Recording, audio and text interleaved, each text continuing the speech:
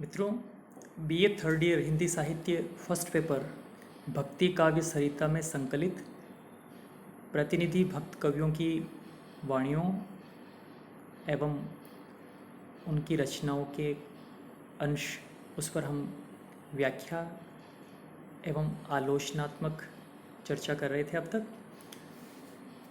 आपकी पाठ्यपुस्तक में सबसे पहले कबीर की वाणी संकलित हैं। उसमें दोहे शीर्षक से कुछ उनकी साखियाँ संकलित की गई हैं। सुमिरन को अंग इस शीर्षक के तहत, जिसमें हमने अब तक पिछले ई लेक्चर में 10 साखियाँ पढ़ चुके हैं। अब हम आज चर्चा करेंगे अगली साखियों की। कबीर कहते हैं, मन को अंग से संकलित इस साखी में एक जो दोस्त हम किया, जिस गली लाल कबाई, सब जग धोबी धोई मरे, तो भी रंग न जाए। कबीरदास जी द्वारा ये रचित साखी मन को अंग से ली गई है। थर्ड ईयर की पाठ्यपुस्तक भक्ति काव्य सरिता में ये संकलित है।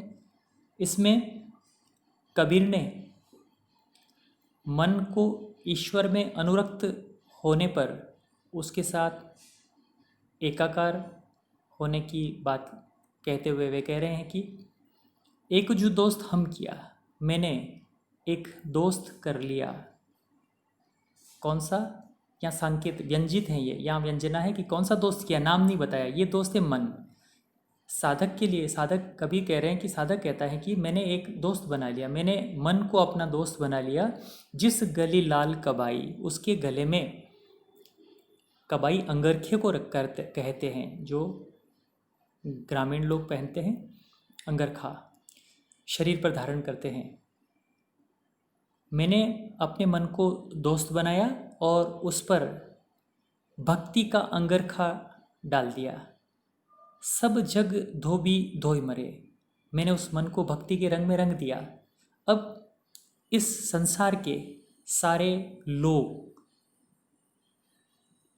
यहाँ पर माया से युक्त जितने भी लोग हैं, जो मायाजन्य रहते हुए इस मन को विकारग्रस्त करते हैं, उनके लिए कहते हैं कि सारे ये धोबी, माया के वश में रहने वाले ये सब लोग रूपी धोबी, उसको मन को धोने का प्रयत्न करते हैं, लेकिन उस पर जो मैंने दोस्त बनाकर मन को उसके गले में भक्ति रूपी जो अंगरखा डाला है, उसका रंग कभी नहीं जा सकता है।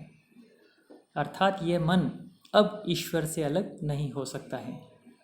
संपूर्ण दोहे के अंदर अनुप्रास अलंकार हैं, रूप का तिशोक्ति अलंकार, साथ ही दोहा छंद है, सदुक्कड़ी भाषा का प्रयोग हुआ है। और इस साखी में मन का ईश्वर के साथ जब एकाकार हो जाता है तो फिर ये अलग नहीं हो सकता है, इस बात की व्यंजना की है। अगली साखी है, पानी हीते पातला, धुआं हीते जीर्ण, पवना बेगी उतावला, सो दोस्त कबीर किन। यह दोहा कबीरदास जी के मन को अंग से लिया गया है। इस पंक्तियों में उन्होंने मन की विशिष्टताओं को बताया है, मन के लक्षणों को बताया है। पानी हीते पातला, ये मन पानी से भी ज़्यादा पतला है। धुआं हीते जीर्ण, और यह मन धुएं से भी और जीर्ण है। पवना बेगी उतावला, चंचलता की जब बात करें तो ये मन पवन से भी, हवा से भी ज़्यादा चंचल हैं। ऐसे विचित्र लक्षणों से युक्त इस मन को सो दोस्त कबीर किन, कबीर ने अपना दोस्त बना लिया है। अर्थात जब इस मन को, जो कि पानी से पतला है, धुएं से भी ज़्यादा जीर्ण है, पवन से भी ज़्यादा चंचल हैं, इसको जब हम अपना दोस्त बना लेते हैं तो यह मन चंचलता को त्याग कर ईश्वर की अनुरक्ति में, ईश्वर के अनुराग में, सत्य के अनुसंधान में स्थिर हो जाता है। साखी में अनुप्रास अलंकार के साथ व्यतिरेक अलंकार है, दोहा छंद है, सदुक्कड़ी भाषा का प्रयोग हुआ है, और उसमें मन के विचित्रताओं को बताते हुए, मन के लक्षणों को बताते हुए यदि इसको मित्रवत कर लिया जाए तो फिर सत्य को जानना संभव हो सकता है, इसका संकेत किया है। अगली साखी में कबीर कहते हैं, कबीर तूरी पलाड़िया चाबक लिया हाथी, दिवस थका साई मिलियो पीछे पड़ी है राती। मन को अंग से लिए गए इस दोहे में कबीर संयम की बात कहते हुए शीघ्र आत्म अनुसंधान कर लेने की बात कहते हैं, और नहीं तो फिर जीव साधक इससे चूक भी सकता है इस जन्म में।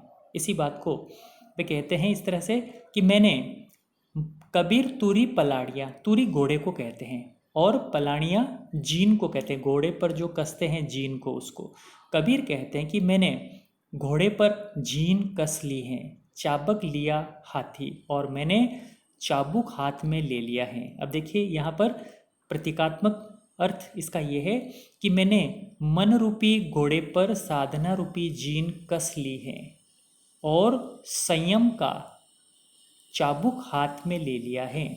दिवस थका साई मिलियो, क्योंकि ऐसा नहीं करूँगा तो मुझे दिन रहते हुए, चूँकि मुझे मेरे साईं से मिलना है, दिन रहते हुए मुझे मेरे प्रभु से मिलना है। दिन थका साई मिलियो पीछे पड़ी राती, यदि मैं दिन ढलने तक अपने स्वामी से, परमात्मा से, ब्रह्म से साक्षात्कार नहीं कर पाया तो उसके बाद रात्रि हो जाएगी, जिसमें मुझे बहुत मुश्किल आ जाएगी। अर्थात यहाँ दिन थकने का मतलब जीवन रहते, मृत्यु के बाद फिर संभव नहीं। मनवा तो अधर बसिया बहु तक जीणा होय, आलोकत सच्चु पाइया कबहु न न्यारा होय।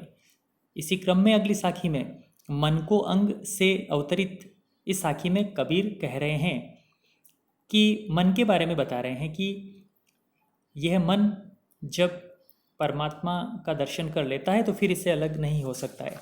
इसी को वे इस तरह से समझा रहे हैं कि मनवा तो अधर बसिया, मेरा मन साधना की अवस्था के बाद अधर में बस गया है। अधर शून्य को कहते हैं, शून्य ब्रह्म का, सत्य का, ईश्वर का प्रतीक है।